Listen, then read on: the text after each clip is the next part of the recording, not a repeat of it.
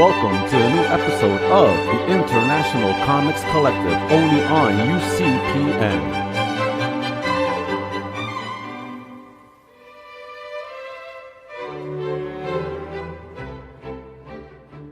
Thank you, ladies and gentlemen, and welcome to a new episode of the International Comics Collective. I am Almega, and joined by the usual guys from across the seas.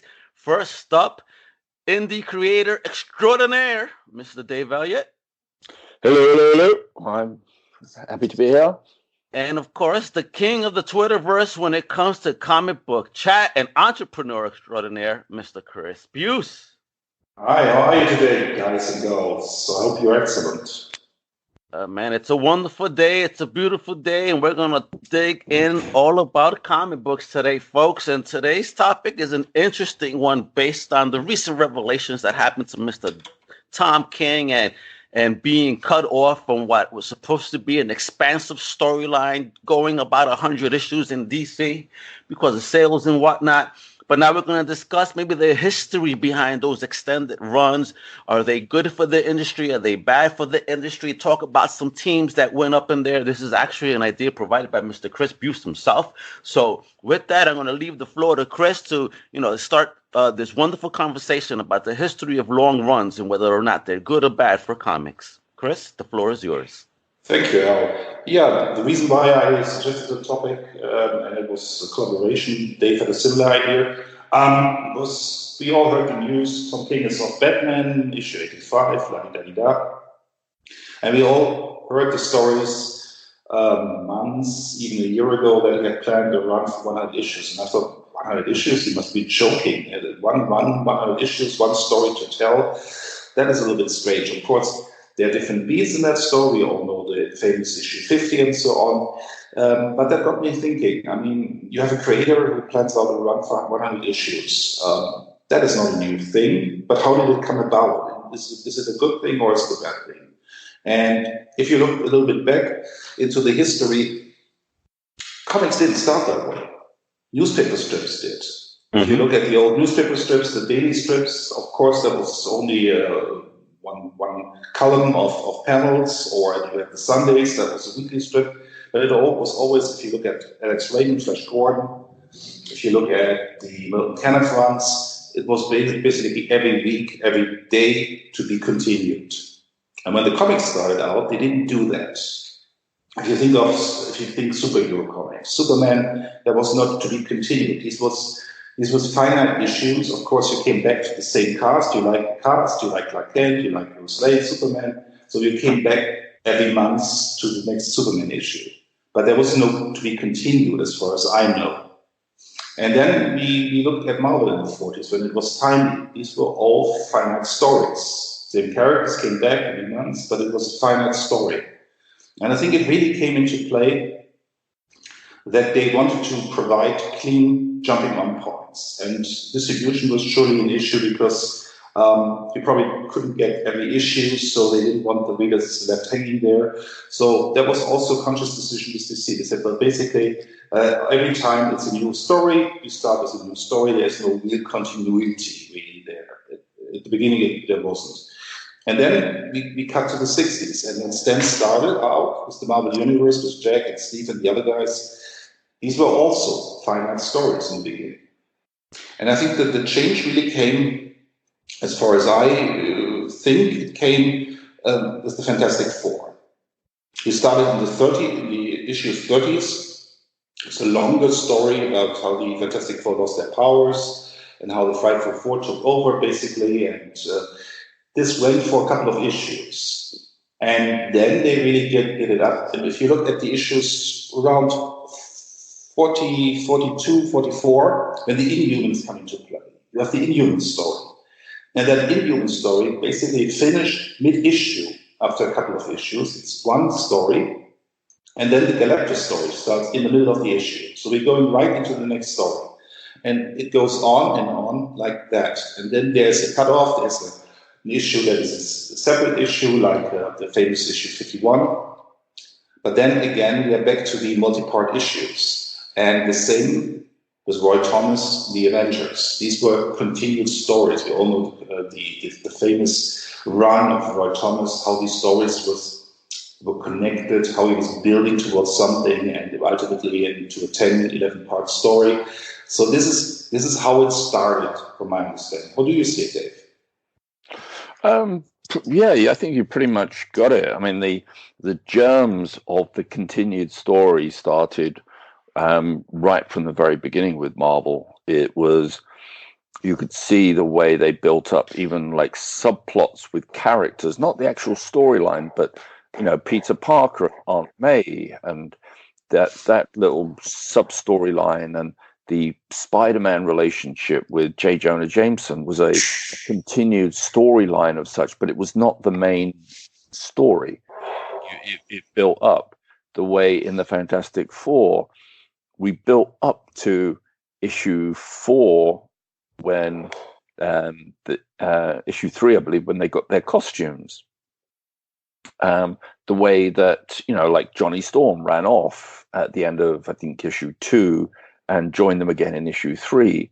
So you had that first inkling of it wasn't all just a nicely done in one story. These were continuing stories. This was a world that had a single narrative. But yeah, I mean, those examples were great.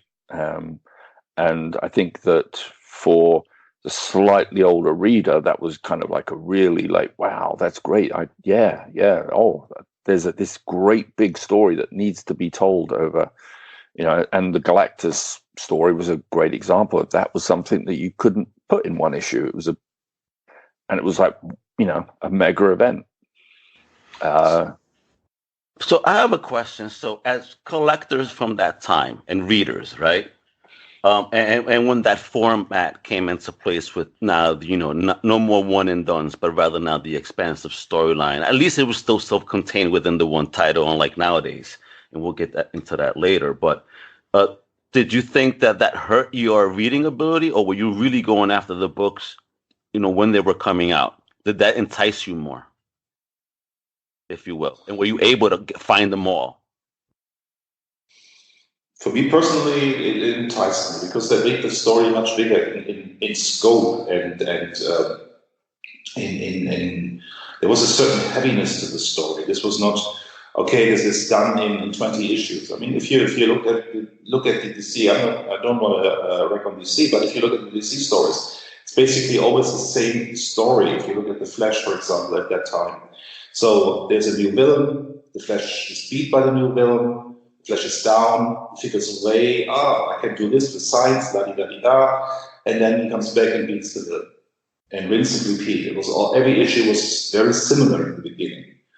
This is the Rage Flash. And what Jack and Stan were doing, that was really, really, they're building a world, you could feel it. There was every time there was a new world, and you couldn't put a world like the world of the Inhumans into one issue and then say, okay, it's done, let's have the next bad guy of the week. And this is really something I think what we have on TV today with streaming, with the full story arc told in 10 episodes, and not like have 20 episodes and there's a hook, there's an underlying story for the whole season, but every episode is by itself. They really learned that from the comics, basically. Or they learned it from novels, but they also, these writers we have on TV today, they must have been comic fans at one point. And they looked at these stories and said, oh, there is a long story, we can tell this in one season. Mm-hmm. I think so, yeah. But I think the thing that the comics did was they didn't, it wasn't suddenly like, oh, wow, we changed, let's do this all the time. At that point, Stan and Jack were still doing, this is a big story, but then but after that big arc would finish, it would be like, here's a couple of one-issue stories, because they knew that you had to still give people a complete story. There was that, you don't always write a massive story. You need those moments in between where it's just, here's a one-issue story. and whether it's a character issue, whether it's you're introduced bringing back an old villain, even just personal moments, and then you lead in. But what they found was they could sow the seeds in a story for a story that was to come, and they started to do that. Who did that first, really? The first little soul, that shadowy character in the background, if you will, that, later on, 10 issues later, oh, this guy was the villain all along. Well, Stan did the Green Goblin. He built him up basically over issues. His face was obscured. You had no idea who this guy was. The Goblin had already appeared, but his civilian identity was a secret. And you said, who is this guy?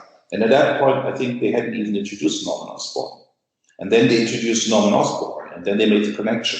And I think Stan did this brilliantly. And a famous, actually, there was this one theory that this is one of the reasons why Ditko left, because Ditko, going full Ayn Randian on Stan, said, well, basically, he can't be in the inner circle of the hero. The villain must be somebody completely unknown to us. And Stan said, no, that's not the idea. This is something I've built up towards, and this is the guy. And readers were eating it up, and Stan was right. Oh, I think the one of the key reasons. Well, there's two, I think, key reasons for Steve leaving. One was the business side of it. He never received the royalties that he was promised by Stan. More dirty business. Yeah, and Jack nearly left for the same reason, but he had a family to support, which Steve didn't. But the other side of that is, I think Steve's bigger objection was he felt that Peter Parker should always stay at school. The idea of growing him, having him, well, no, he's going to graduate from high school, he's going to go to college, and then eventually he'll leave college.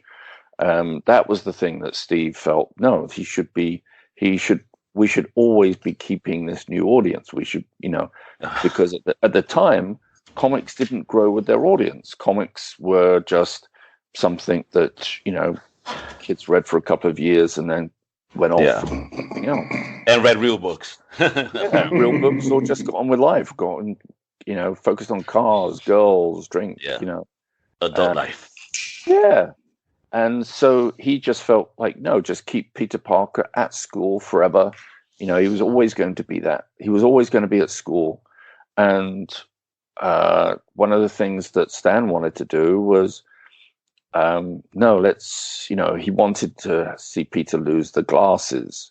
And he wanted to pretty him up, because when John Romita came on board, everything that you originally saw in Peter Parker, the geeky kid, the no friends, that was gone. He was now this cool geek. Good looking, I mean, he became Archie in a way. It was, Mary Jane and Gwen had become Betty and Veronica. What? Yeah, indeed. I think if you go back to the Fantastic Four, my favorite issue as a kid was clearly issue 68. That's the issue where once again he tries to turn the Thing back into Ben Grimm, as he had promised numerous times. And he has the scientists coming in, but we really realize very soon this guy is somebody else, it's an imposter, and he's up to no good, and it's a trap. And what I find so remarkable about this issue is nothing really happens in this issue. There is no big fight. The villain is really on the side. We know he's scheming, but he's not. He's entering the Baxter building in disguise, but there is no fight. And I find this is incredibly remarkable. And if you think about how modern writers create these longer runs, you very often have the first 1 or 2 issues. There's not really much happening there. They write for the trades. This is a 6 issue arc for the trade, or 7 issues, and the first 1 or 2 issues are setting it up. But if you look at the more modern writers, many writers come to mind, there's really nothing happening. And when you go back to this issue 68 of the Fantastic Four, it seems there's nothing happening, but all this character interplay, all the setup, how Ben Grimm feels about being the Thing, the relationship between Red and Sue, all of that, the hubris of Red, all of that is in the issue. There's some time with Crystal and Johnny and so on. All of that is in the issue. And this makes it for an interesting read. You don't need the action. It's all set up, but it all works brilliantly. And I think this is missing from a lot of modern comics. If you pick up the first issue of a new series, for example, there's nothing is happening there. They need endless time to set up all this character. Mm-hmm. Well, you don't need this. They all set it up if you take Daredevil issue 1, you all set up the character in the first issue, everything is perfect. You take that one issue and say, okay, this is the new character. Do I need to read issue 2? Do I need to see him fight the owl? No, I don't really. I have a full idea of who the character is. And I think a lot of writers misunderstand this idea of writing for a trade. Well, we can take our time. First 2 issues, there is really nothing that needs to happen. And I think this is a big problem where we're losing readers, because every issue is the first issue for somebody. Yes. Even if it's continued, you need to hook the readers in.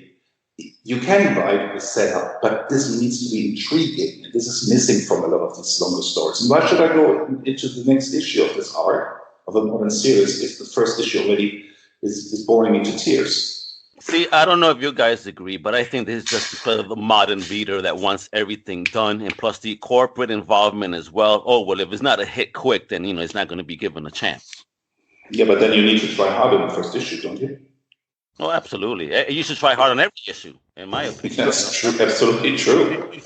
But I think you come to the point we've made on previous calls where, as far as new comics are concerned, what's in it for the creator if they create something new for the company? What does that new title replace? And in most instances, it doesn't. It's just another title. Back in the 60s, when there was 7 or 8 Marvel titles, adding a 9th title, there was a good chance it was going to get a good chance to succeed. When you have 70 titles and you're the 71st title, what's your real chance to survive? Unless you're just, a different take on an old character, or, hey, I'm going to launch a comic book about the Human Torch. He's going to have his own title. That's the limit to the imagination of creators these days. They either don't want to give their idea away, or the corporations don't even want the new ideas, and they just want to find new ways of telling the story with old characters. Well, that's the Marvel licensing deal with IDW right there, because they're reusing, they're using their OG Marvel characters, if you will, licensed to IDW. And a couple of my reviewers have actually checked out those titles and actually loved them, saying it brings back the old nostalgia of it. It's written for kids, though. So the only thing they wish, I wish it could get a little bit more adultish. But however, they enjoy it because they say it brings the sense back of the old school.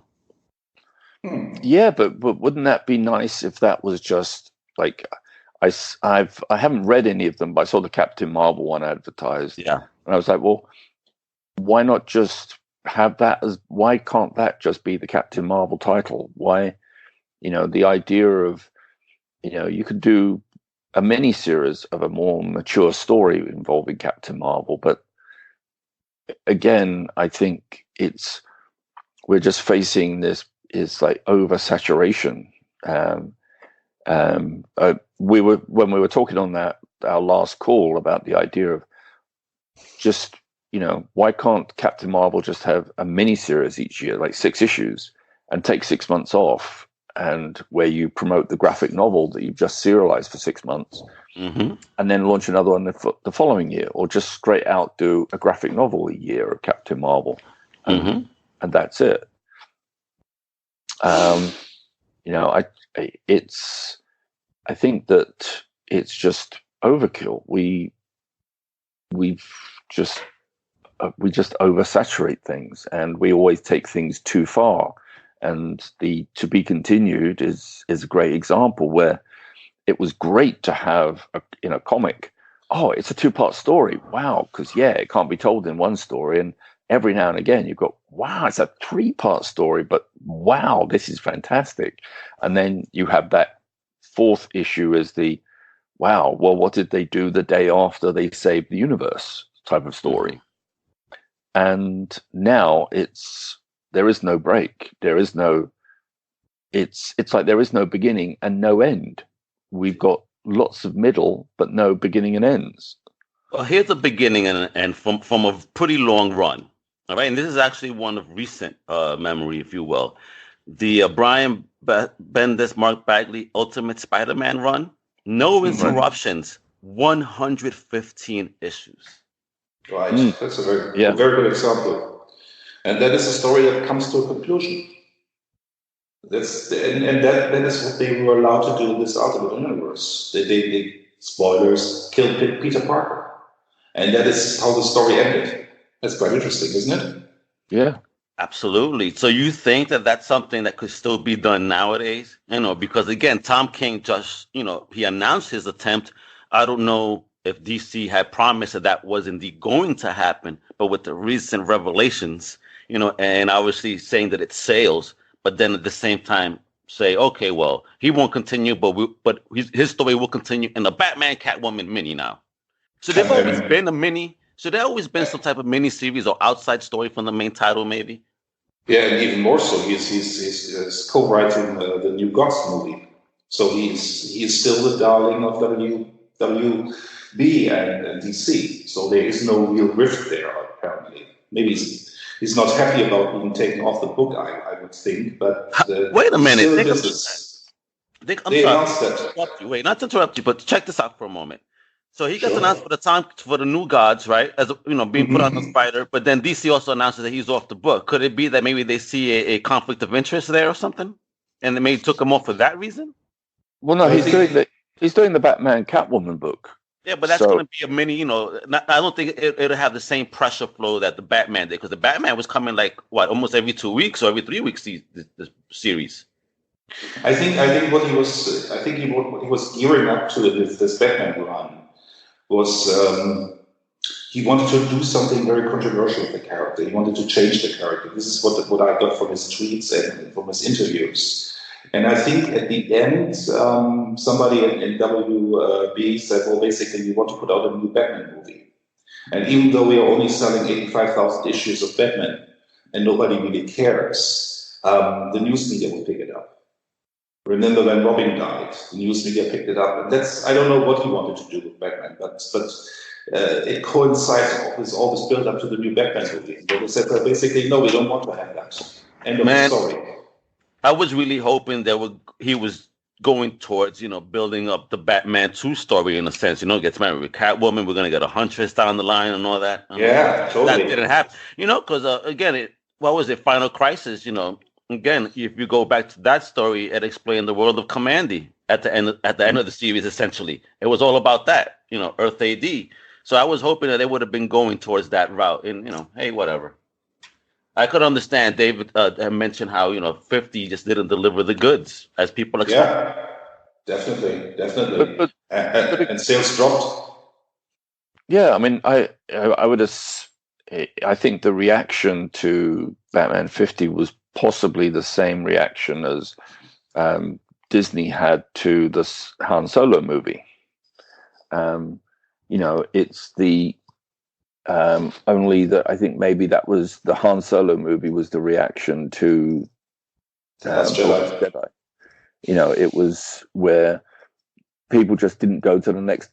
If you think of the movie as the next issue, people just said no, I didn't like that. I'm not going to see I'm not going to pick up the next issue. And whether you liked Han Solo or not, I think a lot of people genuinely said they were going to boycott it and did because they didn't like The Last Jedi.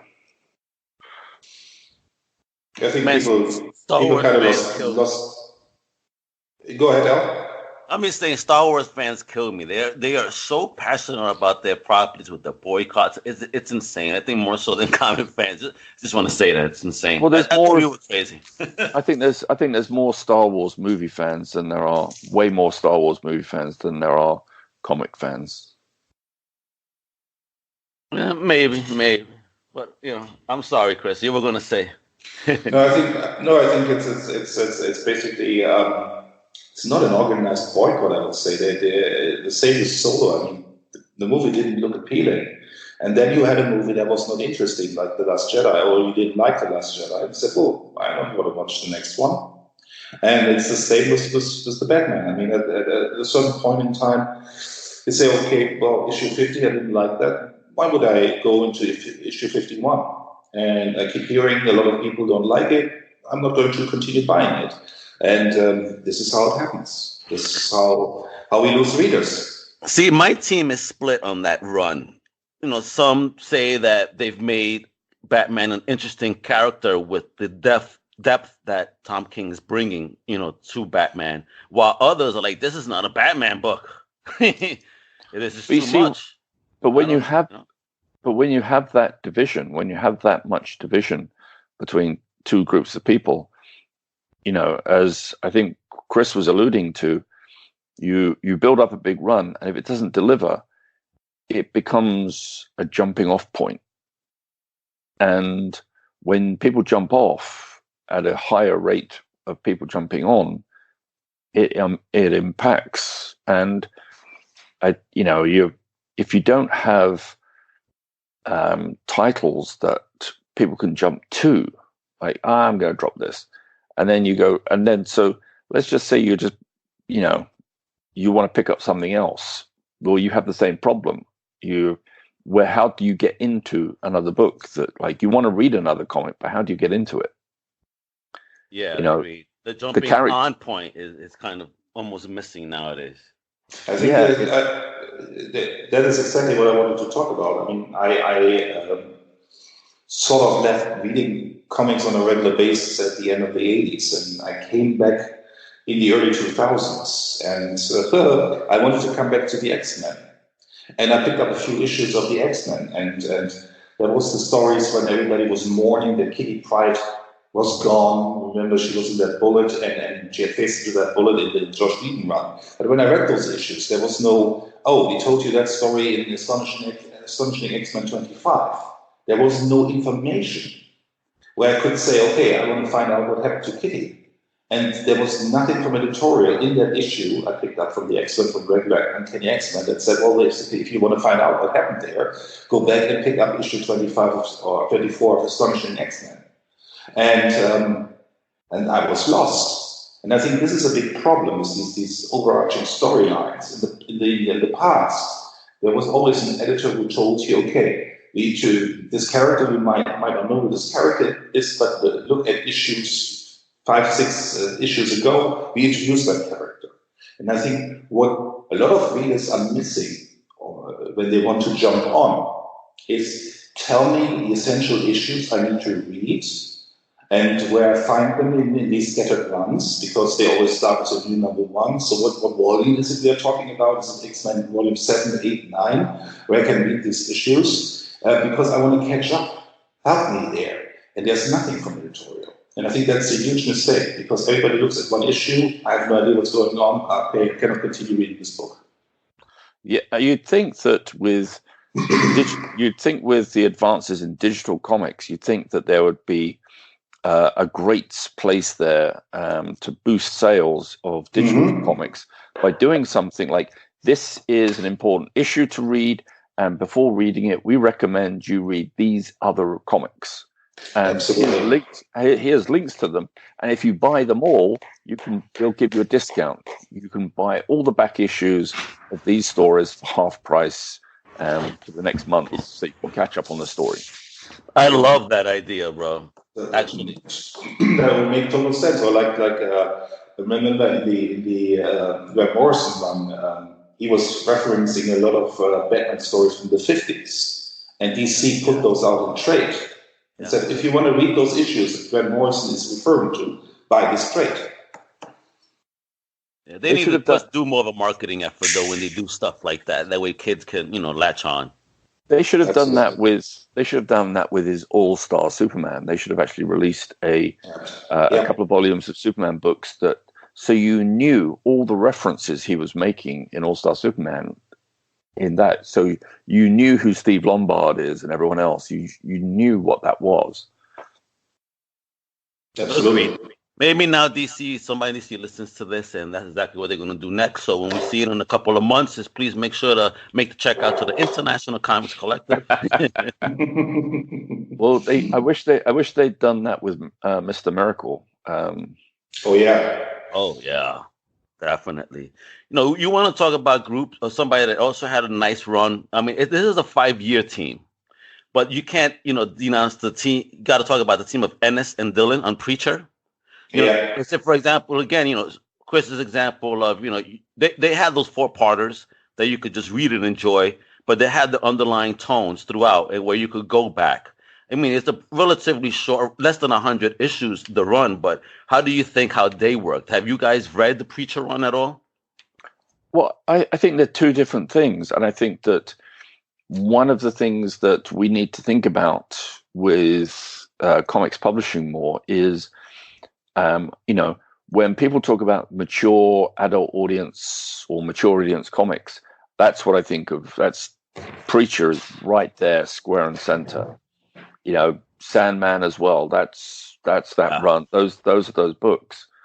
So, but I wouldn't put Spider-Man. I wouldn't talk about Spider-Man and Batman with those books, because to me, I think in terms of publishing plans, I think of it as, hey, well, you hook people, like when you just start reading comics, get them reading Spider-Man, get them reading Captain Marvel, get them reading Batman, and then they should gravitate as they get older and they want something more.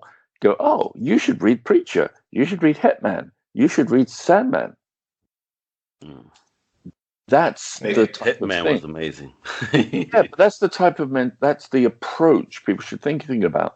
They shouldn't be putting Spider-Man and Batman on the same level as Preacher, because they do. I know they do, but they shouldn't.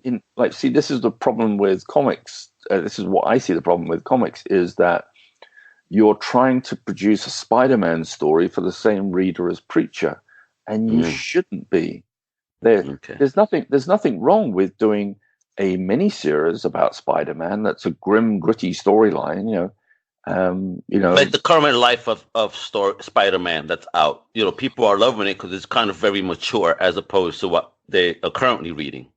Yeah, but if you do something like that out of continuity, that's a sort of hey, if you haven't read Spider-Man for a few years, this might be a Spider-Man project you might be interested in reading.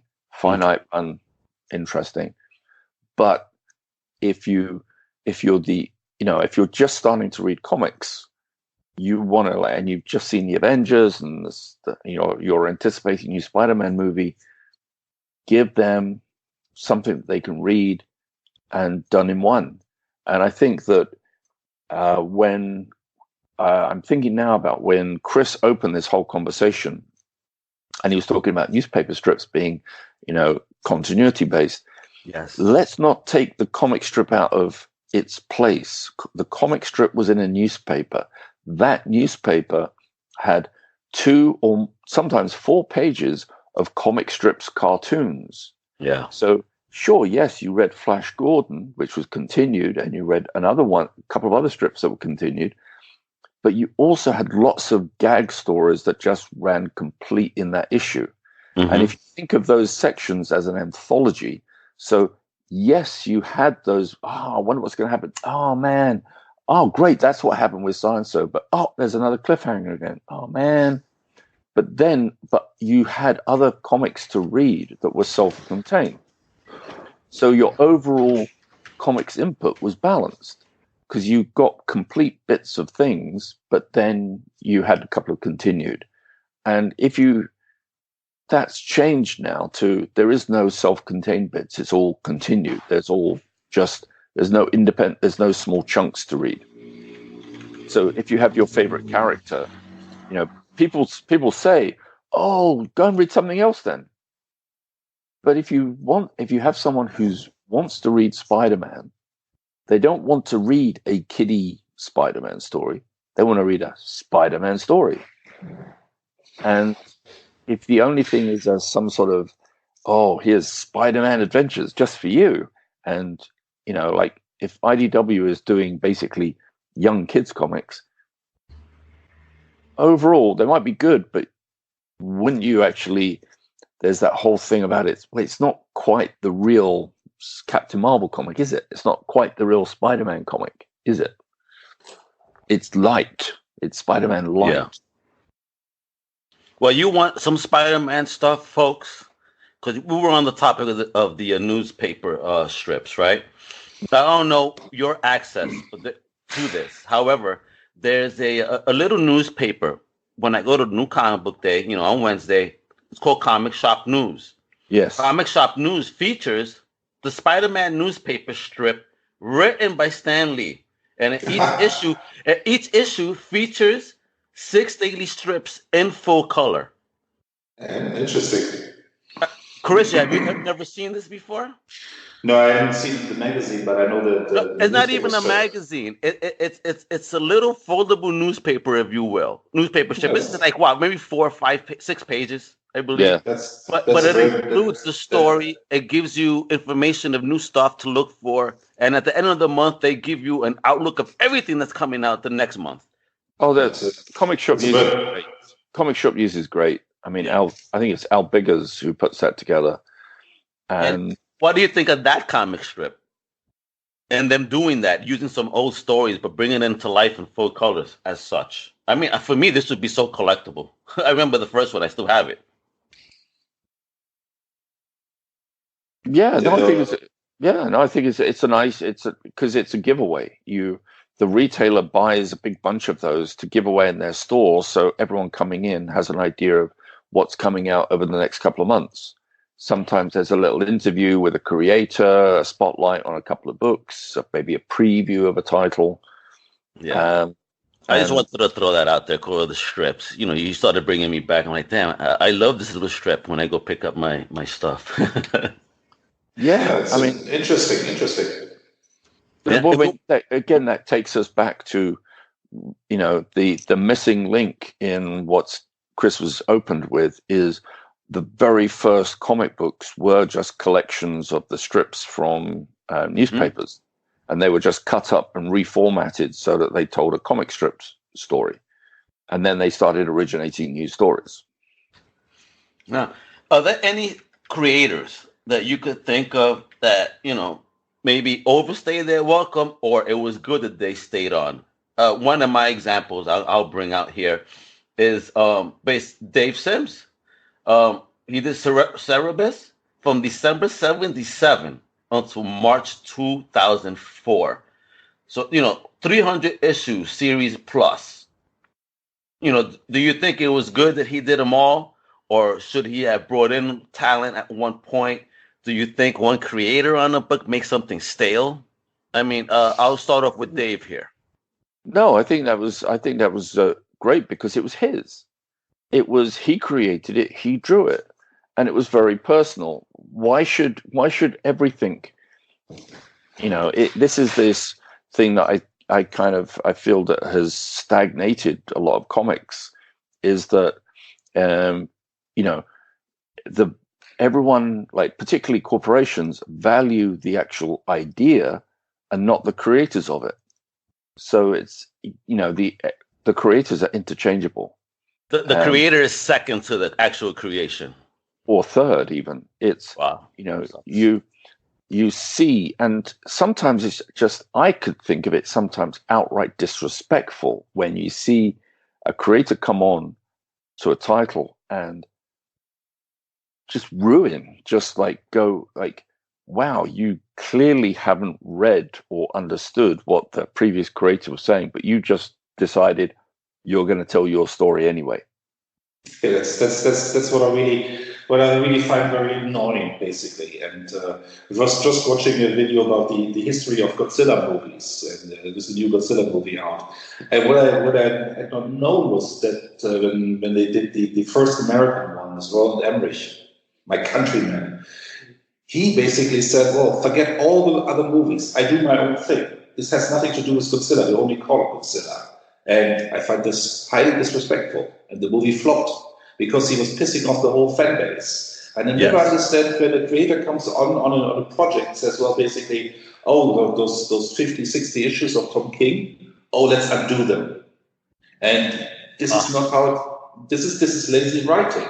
If you have an idea, if you have a story to tell, build on that. Take what was established and build on that. Yeah, some people just don't like it. Oh, I never liked that, so I'm going to undo it.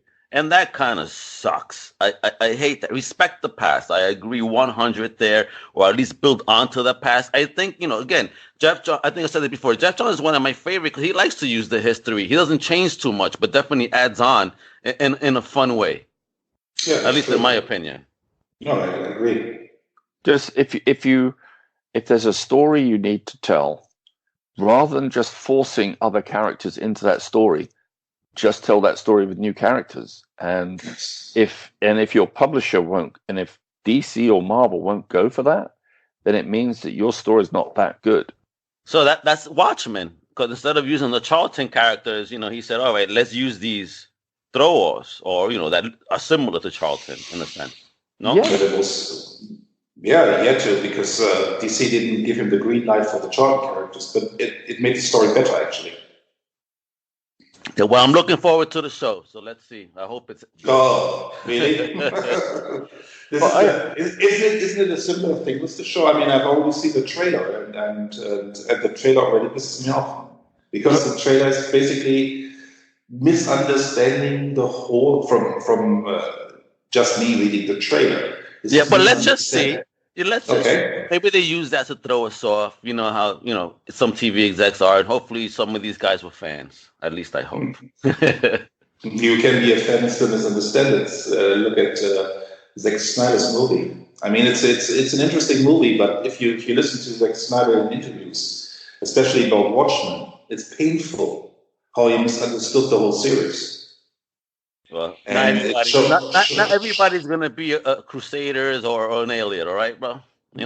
But I think the reasoning behind doing the Watchmen is something I'd like to see more of. In that, like, okay, well, you like these particular characters, okay, well, just create characters that are similar to those, make them new, and by doing that, you can tell a completely refreshing story. You can do it very different. You don't have to feel tied to continuity, and do your story with new characters. Like, it can be very similar. People go like, oh, I know who that character was supposed to be. Great, but don't do that. And I think that will make things more interesting. And, you can have the opportunities for more things like Watchmen, where you don't have to it feels like you kind of know the characters, but it means you don't have to worry about any continuity. You're taking this all in as this. It's a closed project, and do more of that. It's basically Astro City, what you're suggesting, isn't it? Yeah, do more of that type of thing. And with which characters do you think we should be able to do that more in order to attract this fan base? No, I think they should be doing it with just generally. Like, if someone has they think they have a really good story, okay, does that story still stand on its own two legs if you say, okay, well, I've got this idea for a Batman story, and here's what I want to do with it. Okay, if we take Batman out and put a similar character in, like, okay, we'll create a new character, fill that. Does it still work? Is that still an interesting story, or was it 100% reliant on it's just another Batman story? And they should do more. And Watchmen is a great example of, there was, like, at the core of it all, Alan had a really cool story. He came up with a cool history for these characters, and he made it stand on its own 2 feet. Well, there's another Alan Moore creation that works exactly like that, in my opinion, and that's V for Vendetta. I read it in bits and pieces when in the 80s the Warrior magazine came out, but much later I read the whole completed run in the DC Omnibus, or what was I read it digitally. And when I had finished, I said, well, basically this is a Batman story. This is a story about Batman retiring or dying and trading a new Robin. And he has it all figured out. There is no real tension in this book because he has the plan. He knows everything and he's everywhere. And this is a Batman story. That's what kills me about Batman. He knows everything, always. That's good, Morris. What do you think about Morrison Quickly team, for example? Are you a fan of that team? Because I love Frank Quickly and Morrison. He's great sometimes, and sometimes they, what? No, they're fantastic. I really like it.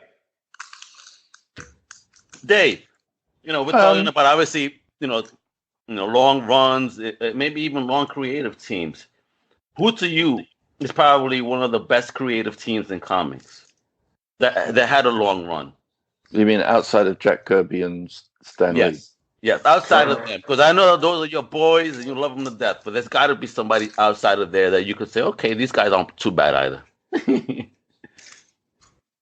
Currently, right now. Let's not go into the past. There's only one team I buy everything from, and I don't need any information. I will buy it. And that's Brubaker Phillips. Wow, I was gonna actually bring them up because they've been working a decade or more at this point, doing books such as Incognito, Sleeper, Fatal. What do you think keeps them so relevant and so powerful as a team? Because is it the fact that they separate their stories? They do end. What? I'll leave Chris on this one because he mentioned them, and I have them written on paper. I'll show you a picture later. I wrote them down, and so I'm glad that you brought that up. I think it's exactly what you said. It's basically they more or less set out to tell a complete story. I mean, how it usually goes. I mean, I remember when Fatal came out, it was originally, I believe, a 12-issue run, and then they expanded it. But they had a clear endpoint in mind that was not going on forever. The same as the Fade Out. And the great thing about this duo is not everything will be a home run. I'm not a huge fan of the Fade Out. It was an interesting premise, but it sort of was not a good story all in all. And I was a bit disappointed. But if you have a finite story, it's just okay. They told that story, so what's the next story? Oh, Kill and Be Killed. Oh, that is amazing. It's a completely new story. And so they keep the readers. It's not every mini series or series they put out needs to be top notch. They try, but you cannot not always bet 100. And so you will have a storyline a story that's not as good as the other ones. But it doesn't matter. They tell a new story. They're not going to say, okay, we have this 12-issue run now. We need to expand it. We need to have it going forever. They finish it, and this is why I have never a problem to buy into any of their new books. I know, okay, there will be a finite run of issues, and it will come to an end. If it is a good story, it will be said that it finishes. But 34 issues to tell a story, that is enough. Yeah, it's that creative vision. It's a pure creative vision. I think that's its strength, and they decide when it begins and ends. Absolutely. So they keep it between themselves. There's not like where issue 7 Sean will fall behind and Ed works with different artists. They don't do that. All right, I want to ask you guys about a very famous run, if you will, by a very famous creative team, and this is something that kind of changed certain characters, if you will, within the run. And they didn't have too much of a long run, but I think their run was probably significant within the title itself. I'm talking about Dennis O'Neil and Neil Adams on Green Lantern. Wow. What do you think about them? Starting with the issue 76 and what they did, Adams, kind of modernizing Green Arrow, if you will, adding the goatee and whatnot, and the strength of the story and regarding drugs for quite a while, if you will, and Roy and all that good stuff.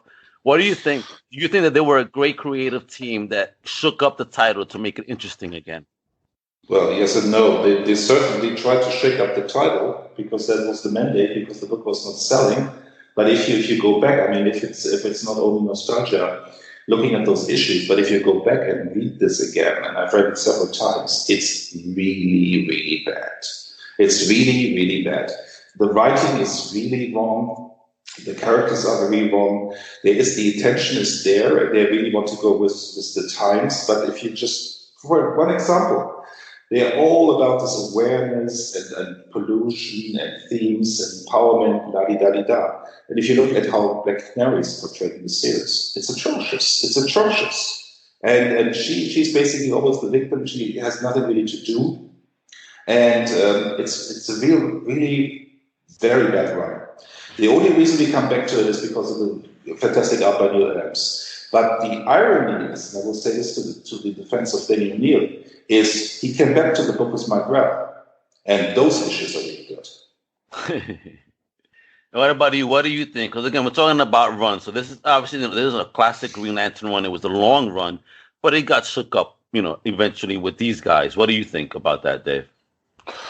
I mean, I think it was groundbreaking for the time, as in, not only was it these subjects brought up, it was, I think, just the second time in comics that the comics code wasn't on the cover of a comic. Yeah, it was one of the first times that comics try to tackle controversial topics, and it's a miracle that it comes from DC and not Marvel, which is funny for me because Marvel was the one known for those social commentary. Marvel did it first.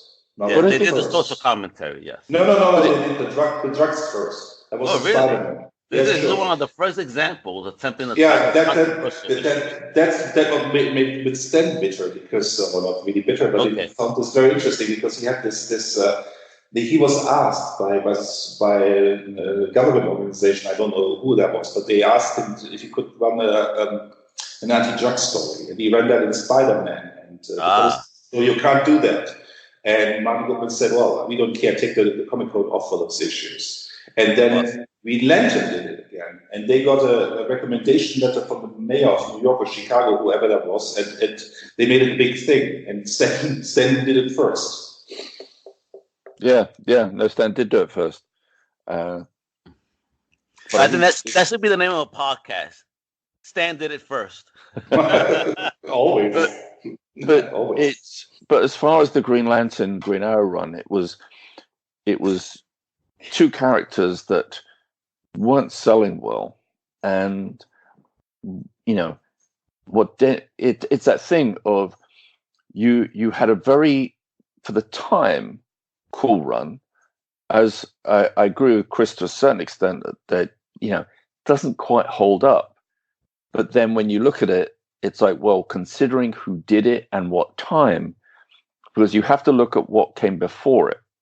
So, if that leap from what it was, the stories that have been running up until that time to then, it was a completely different style of story, very different, very continuity based, very Marvel-like in a way. Yeah. And there was a continuity that ran through it all. And particularly in building up the relationship between Green Arrow and Green Lantern, who, let's face it, it's like you only brought these two characters together because they both had green in their names. Yeah. All right. But it worked. It was like, what they were. It was like trying to here, you're the guy who flies around the galaxy. You've been ignoring home. Yeah, exactly. I mean, and in that run, and I don't mean to interrupt here, but just keep in mind, in that run between them is when we got the introduction of John Stewart Green Lantern. Yeah, that's very true. Incorporate into that social message. Now we have, the first Black Green Lantern. And I preferred that version of John Stewart to the one we have now. 100. 100, bro. Yeah, that's absolutely true. But what we were talking about, the new creators coming in and ignoring what was before, and that's basically what Daniel Neal did, because he basically said, okay, I have these two characters, and I write them like they had never been written before. I make Green Arrow the leftist, and I make the Green Lantern the voice of the conservatists. And that's not how the characters were written before. He completely reworked those characters. And if he had gone back and said, well, basically, what is Green Lantern? He doesn't really have a character. He comes from the military. He's a pacifist, more or less, but he's really not. He is not the man.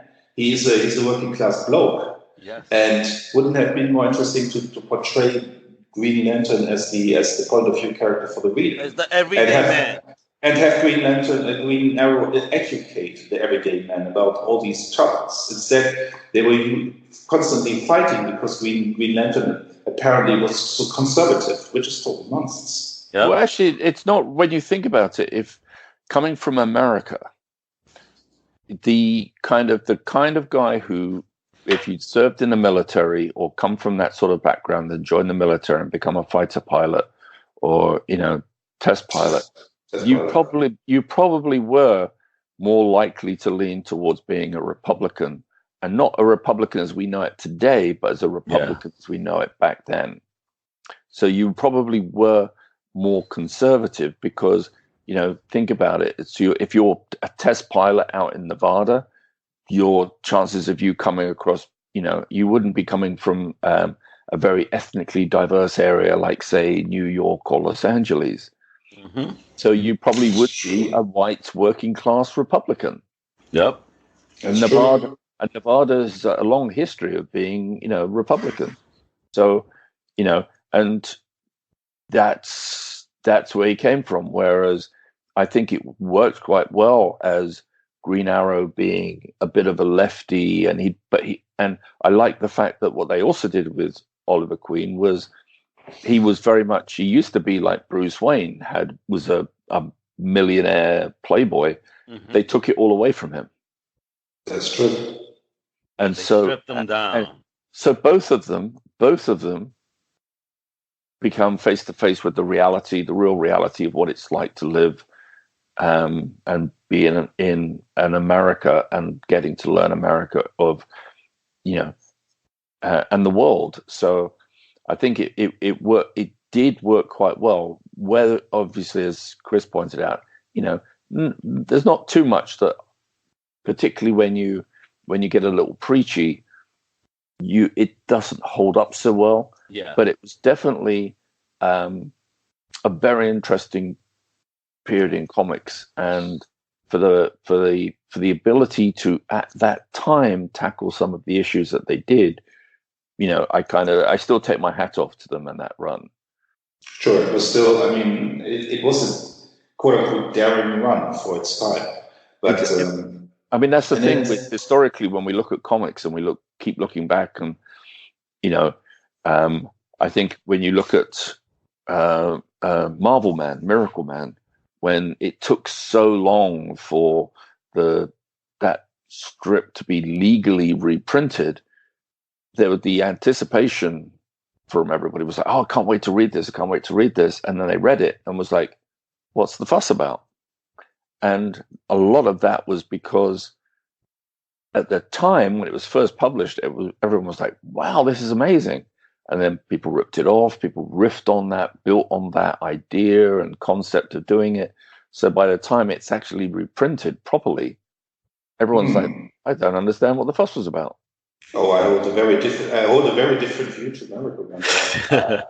A very different one, because I think it's still, if you read it again and if you read it today, it is absolutely amazing. It might be better than Watchmen, because there is so much unfiltered stuff in there. No, it's definitely better than Watchmen. But what I mean is, like, the idea of turning things on its head, like Alan did it first with Marvel Man, but he then did it again with Swamp Thing. Yeah. But most people have read Swamp Thing first, so it's kind of like. I read. Wait, before you get into, I read the OG Len Wein Swamp Thing before anything, and then got into the Alan. So shout out to Len Wein and Bernie Wright. Then they're both gone. God bless them, because they created my favorite characters. But again, it's like in both instances, though. Well, in fact, with just about everything Alan Moore does, unless you had the original creators doing what they did and doing such a great job, you'd never have had Alan's strip. So without Len Wein and Bernie Wrightson, and I would also mention Nestor Redondo because he did a fantastic. Oh yes. Because he followed up after Wrightson. His artwork was absolutely amazing. Amazing.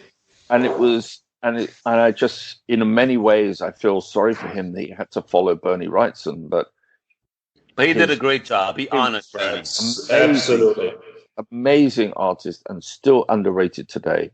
And it's almost shameful, but Watchmen, it's would never have existed without the Charlton characters. Marvel Man would never have existed without Captain Marvel, and the Marvel Man was just a ripoff of Captain Marvel. Oh, absolutely. All right, I want to ask you guys about another team because you're talking about teams that maybe changed the status quo, right?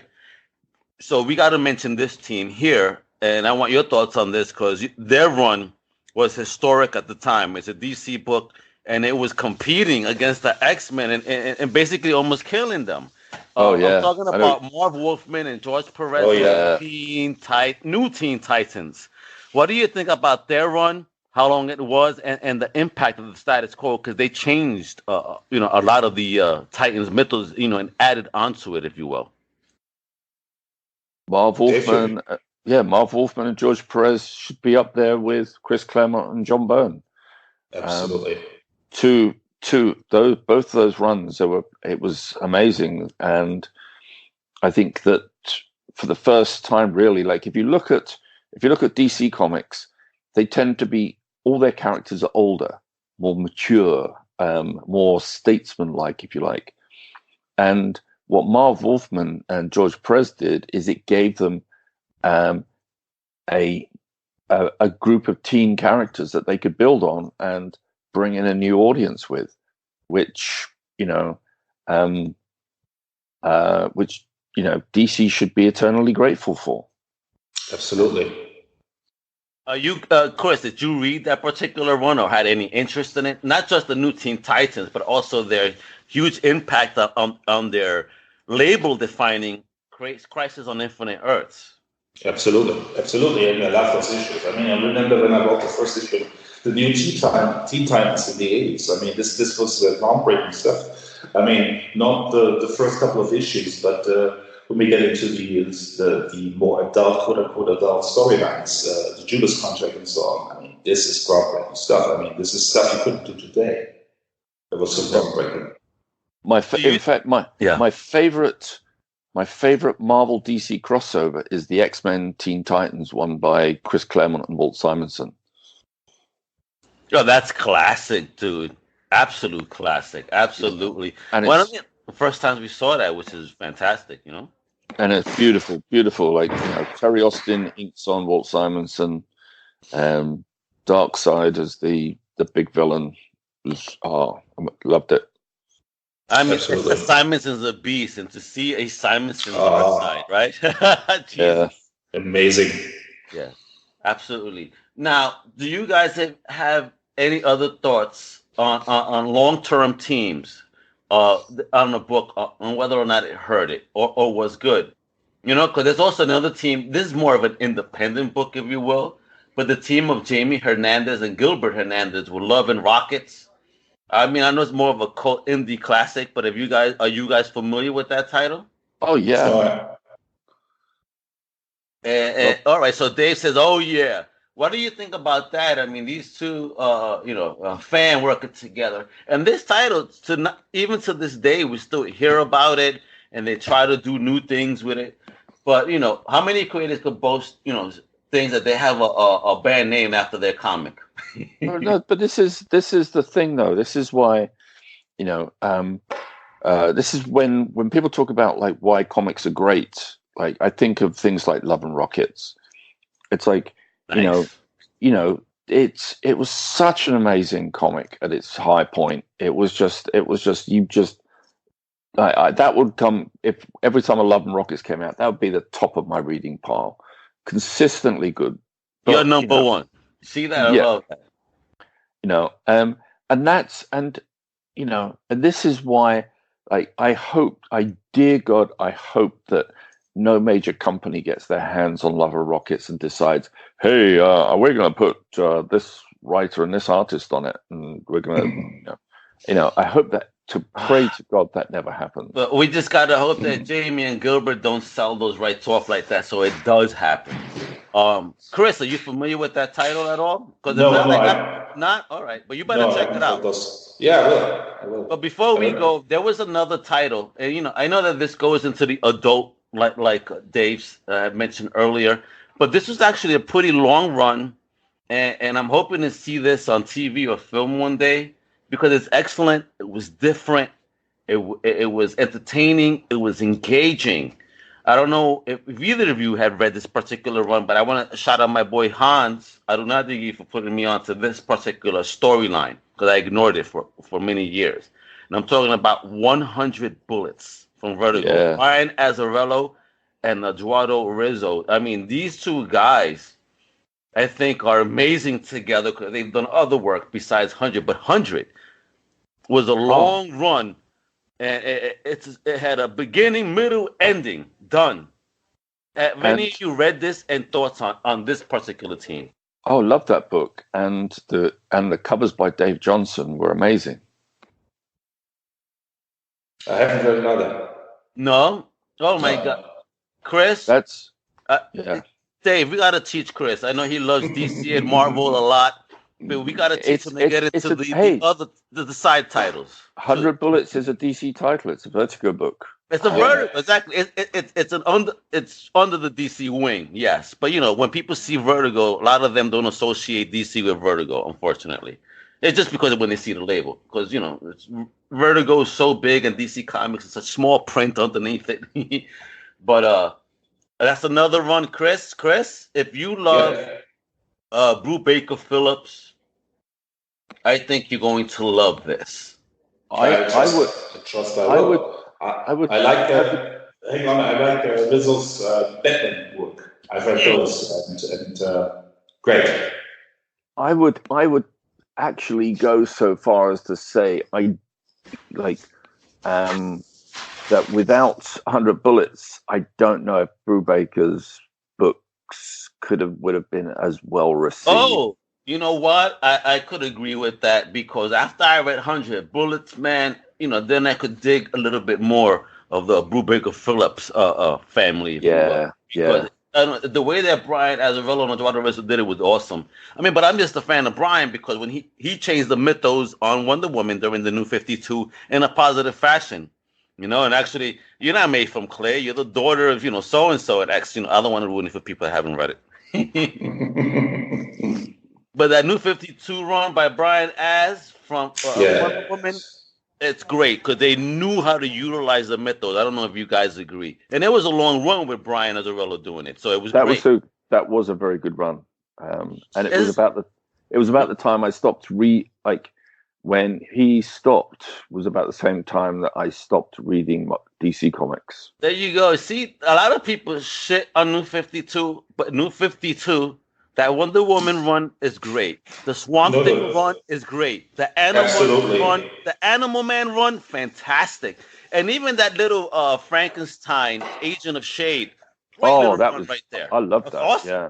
You see, exactly. Using these C-list characters and do some quality product. People should not shit on the New 52. Really read into it. There's some great stuff out there. Absolutely, I totally agree. But coming back to the Wonder Woman run, that was the same thing we were talking about because basically I really enjoyed the first couple of issues. The art was fantastic, by Def Chung, fantastic. And then after around issue 20 or so, I checked out because basically it was no longer about Wonder Woman. And they had all these constant art changes. There was fill-in artists. And I said, well, basically, no, this is not... It started so great, and then it fell off the cliff for me. Yeah, I mean, the one thing I used to appreciate how it ended, and she becoming the goddess of which is pretty cool. This whole family dynamic with her and the gods, if you will. That's what I really enjoyed. It was so different. DC hadn't done that really before, I think, with Wonder Woman. So Yo, I forever appreciate Azzarello on that because that was one of my favorite books after Swamp Thing. In the New Absolutely. 52. So that Swamp Thing, dude, for real, that was just fantastic. And the artwork, I forget the gentleman's name already. My God, should have looked it up. But he was awesome on this, and I met him at a convention, and his artwork, no matter what. Cliff John. There you go. Thank you. So, gentlemen, any other maybe works or teams or long-term books that we haven't discussed yet that you wanted to bring up before I go to our final question? I mean, that can go to your favorite character, Conan the Barbarian. I mean, the work with Buscema and Roy Thomas. Amazing stuff. Yeah, Absolutely on that. And I want to shout out a long run because even though he's been on and off on it, Tom McFarlane's Spawn for an independent comic is about to hit the 300th issue. So there you go, a long run that had few creative changes in it, if you will. Check that out. Had a lot of creative changes. It depends. Pudo lasted a while. McFarlane lasted a while. Then we get the new gentleman. We had a couple of writers here and there, but it was for 300 issues. It wasn't as many as other runs that have been lasting that long, in my opinion. Oh yeah, but it was no Savage Dragon or Cerebus. Oh no, definitely not. But Savage, that's Larson. I talked to him in person. He's such an amazing person to talk to. He's so much fun in person, absolutely. And Cerebus, that's Dave Sim. I mean, like you said, if that was his baby, he ain't gonna let nobody touch his baby. So I agree with that. So, final question then, folks. I'll start off with Chris and then end it with Dave. Chris, does a long-term team on a title, in your opinion, overall, does it hurt or improve the book? Well, my answer will sound like a cop-out, but I will say it really depends on the team. But if you want a clear-cut answer, I think at a certain point in time, and I mentioned Brubaker, so it's fair that I give a quote-unquote negative example with Brubaker. His Captain America run is one for the ages. But you can see that the first 50 issues are much better than the second 50 issues. And I think at a certain point in time, if you write these characters or have been writing these characters for such a long time, and 2, 3, 4 years is a long time in anybody's life, I think you should hand it over. And I think a lot of the problems you see today, quote-unquote problems with the X-Men continuity and everything got so complicated. I mean, this is Chris Claremont was on that book way too long for my taste. There you go. And what do you think about that, Dave? I'm still, I think the right Chris, I'm kind of there with Chris on like, yeah, sure, if it's the right team, they can stay on it forever as far as I'm concerned. Yeah. But again, it's obviously, when it gets boring, you can only have so much of, how long are you going to keep like buying it for? There's got to be something to keep you getting you to come back. Absolutely. I'm someone who I have no problem with keeping a creative team on, particularly if they're good on something, but take breaks. Don't give us 12 issues a year. Give us 6 really, really good issues. Do a trade and then come back with another really good 6 issues. You need a break. You need the reader, not just the creative team, but the reader. There's a lot of readers out there who may be thinking, cursing me out right now, like, no, I want it every month. But really, if you have a break and then you've got that anticipation, man, that was really good, I can't wait for the next one. You build up anticipation, so when you actually read the next one, the reward is greater for you. It's it's that you've had that anticipation, and 6 months later you get a new story. And I just wish that there was more of that. Well, folks, send your hate tweets to Dave Elliott if you don't agree. Yeah. No, listen. I love a long-term creative team on the book. Again, I love that whole Jeff Johns Green Lantern and when he sticks on the book for a while. But yes, know when to end. When you know that you're like struggling to think and you're getting to that writer's block or your ideas are stagnating a bit, that's when you should definitely know, all right, let me step aside for just 2 or 3 issues, even 6, like Dave says, that's 6 months, and let me refresh, if you will, reboot. I agree with that assessment. But again, I don't mind the long-term team on the book. I mean, it makes me that much more connected to the character and to the team and to the story. Again, and this is me coming when I came back to comics, was I had given up for a few years because I had a baby, whatever, I had to stop. But then I came back even harder. And, the Jeff Johns stuff was one that really attracted me just because of the longevity, the story he was building. So big fan, shout out to Johns there. So, folks, man, remember, if you don't agree with Dave, you know where to send that. If you don't agree with Chris, you know where to send that. If you don't agree with us, you know where to send that. Damn it. Final thoughts, guys? Dave, you go first. Actually, I'm going to do a poll on this. Is there a time when creative teams should step down or never? So we should do a poll on that I'll add to the post. So, Dave, you go ahead. If the creative team are the team that created the title, that if they shouldn't be replaced, and if they don't want to, I think if Marvel and DC had instigated a policy where, for as long as the creative team that created the character wants to keep doing that book, they do, unless obviously not enough sales, and only when that creative team have had enough do they bow out and bring in another team. But I'm more for the Love and Rocket style of publishing, where the creative team starts and ends the title, and then let's see something new from somebody. And I think the comics market would look very different in a very short space of time if they did that. And I think so hopefully it will change the game one day, Dave. All right, yeah. Chris? I would approach it really from a firm point of contract point. I mean, you pitch your idea as a creative team to editorial if it's not as a creator of a book, and there should be a form of contract where you say that basically if you sell above 25,000 copies, it's fine, we'll leave you alone. But if you fall below, we'll cancel your ass. And we have now committed that we will stick to your story, and it's 24 issues, and you can tell your story the way you laid out in your outline, and that's the end of the story. And they should commit to that, and they should not be like after 12 issues, oh, sales are going down, we need to change this. Can you move this very popular character? This character is all of a sudden very popular. We want to spin him off.